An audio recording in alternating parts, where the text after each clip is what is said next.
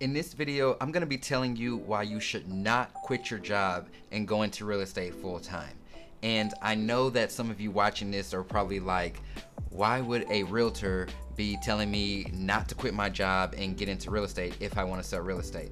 Well, the reason why I'm telling you that is because I'm tired of seeing people crash and burn in this business because they made poor decisions. And not saying that that's you or that you're going to be making a poor decision, but what I am saying is that some people in this industry are misinforming you what it's truly like. And so you go out there and you quit your job and then there's nothing and it just never works out. Like literally crash and burn.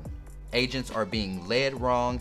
I've heard of people going to interviews at brokerages and the broker is telling them that you can't work real estate part-time or you need to quit your job if you want to join this brokerage. And on one hand, I know where their mind is coming from, but then on the other hand, you don't have to completely be in real estate full-time to sell a home. Like, that's not true. You can sell a home as a part-time agent. And if any brokerage wants you to quit your job, I hope that they have a really good plan for you to get a paycheck very quickly. And so, like I said, I'm going to give you a couple of reasons why you shouldn't quit your job. And it's not just because real estate is hard. We all know that, or I've talked about that before. I want to give you a few real reasons why you shouldn't quit your job just yet. But then towards the end of the video, I will also tell you how you can transition into going into real estate full time without just kind of diving in, because there's definitely a smarter way to do it. Now, this video is not for those of you who have saved up a lot of money, you know, whether it's 6 months worth of savings or whatever. This isn't for you because you're covered. You have money in the bank, you have that cushion. But a lot of us, including myself when I got into business, I wasn't covered. So who is this video for? This video is not for those of you who have that 6 months worth of income or that 3 months cushion just there, and you don't really have anything financially to worry about. I'm talking to those of us who are really literally thinking about jumping into this business full time without a plan or without that cushion of money, because people have just been misinformed, and so I want to make sure that I cover this topic. If this is your first time watching one of my videos, my name is Chasten J. Miles, and I am a real estate agent here out of Dallas, Texas. And I've been in real estate for many years now, and I've sold lots of homes over the course of my career.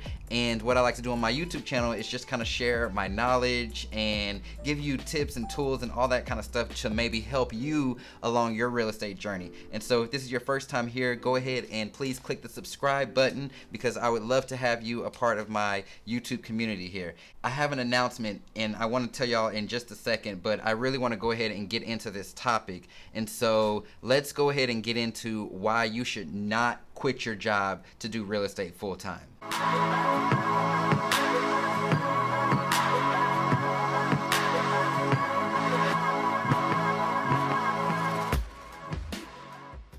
Alright, the first reason why you shouldn't quit your job to do real estate full time is because you don't necessarily know if real estate is truly for you.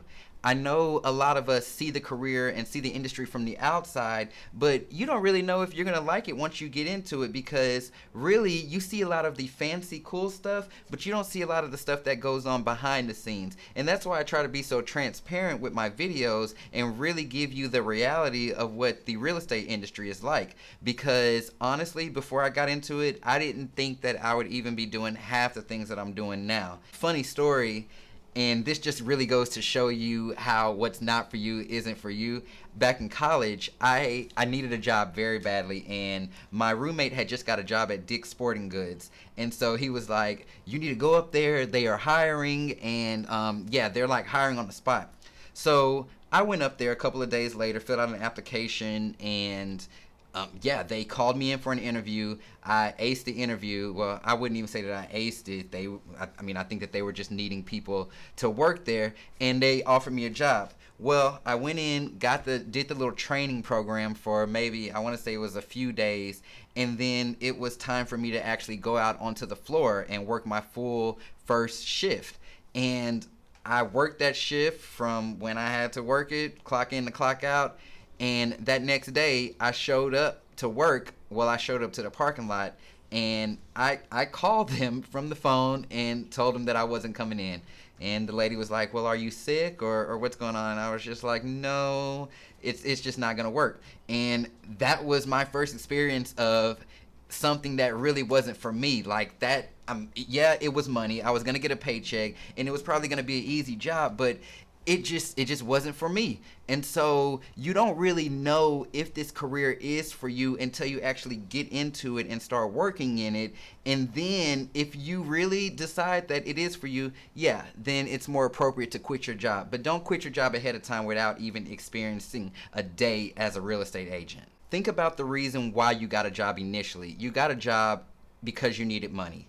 And so real estate is the same thing. You're going to need money to even run a real estate business. And I even tell people sometimes you'll probably spend more money in your first year than you actually make. When you're doing real estate full time, I mean, you're not in a job, you're not locked down to a location, and so you're driving all the time, so that's spending more money in gas. You're having to go out and entertain, so you're spending more money on lunches and food, and not to mention all of the business expenses that you're going to have to incur. And so getting your license, business card signs, like all of that stuff takes money. And so this is not a career for someone to go into when you don't have any money.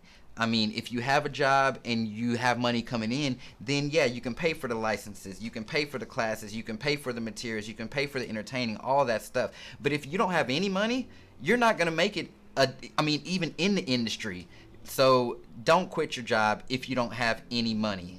Before I forget, I want to be sure to let y'all know that I have created this training that I want to invite you to. It's going to be a live webinar, and I'm basically going to be showing you how any agent can build a multi-million-dollar producing real estate business from the ground up. So I'll put that link down in the description for you to go ahead and register for that webinar so that you can attend it and get that information. Back to my topic now. Another thing that a job can do is it can really give you those first few contacts that could turn into a real estate deal. So at a job, you're interacting with employees, you're interacting with customers, you're interacting with a lot of people. These can be your contacts to get your real estate business going. Now, just think about this. When you quit your job and you don't have those contacts anymore, you're literally by yourself. And so you're having to create those contacts out of nowhere and probably go out and meet new people and all that kind of stuff, or cold call, whatever it is. And I understand that everybody is not that type of person to go out and strike up a conversation with people. But on your job, you're probably comfortable with those people there and you have a connection with them. And so you can let those be your first referral sources or even your first clients. I remember back when I was working, I still kept in contact with a lot of those people, and many of them have become clients of mine, or they've been good referral sources. And so you just never know. So you don't want to burn those bridges. You will get to a point in your real estate career where it is time for you to quit your job, to where you have saved up some money and you can make that move, or you've gotten too busy and you have money coming in. So don't think that you're going to be having to do both for a very long time. As long as you bust your butt while you're trying to rev up your real estate business, you'll be able to quit your job in no time. But there's no real urgency to do it immediately if you don't have that cushion saved up. A lot of the things that you're going to be doing as a new agent, as a brand new agent, especially during your first 2 months, is you're just going to be training. You're just going to be learning and reading a lot and going to classes and all that kind of stuff. And so it's not going to take up a full 8-hour workday. And for the most part, you won't even know how to fill your schedule with stuff for the full 8 hours or the full 12 hours. And so if you have that availability, go ahead, keep your job, keep some money coming in. Don't worry, it's only temporary and it's not going to be forever. So my advice for those of you who are working a job and who want to transition into real estate full time is start off with maybe adjusting your schedule. So if you're working a full-time job right now, maybe go down to part-time. That will allow you to work real estate and work your job at the same time. Next, you want to go ahead and maybe start cutting back on your spending. So stop spending like you know another paycheck is coming in 2 weeks.